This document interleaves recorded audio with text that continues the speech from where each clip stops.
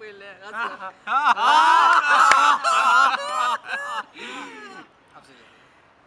नमस्कार नमस्कार। माँ मिथिला मोशन पिक्चर के तरफ से समस्त मिथिलावासी के होली हार्दिक शुभकामना। एहि बेर हम सब एखनो गनु झा के सेट पर छी और आइ गनु झा के सीरीज के 5म कथा के हम सब शूटिंग कर रहल छी, जैमे गनु झा और हुनकर छोट भैयारी भानु झा के किछ जमीन जायदाद के बंटवारा के कहानी अहाँ सब देखब और गनु झा के एहि कहानी में एकटा अलग रूप अहाँ सबके देखे के लेल भेटत और अहाँ सब अपन यूट्यूब पर जाके माँ मिथिला मोशन पिक्चर सर्च क के ई कथा के देख सकै छी। नीक लगा, धन्यवाद।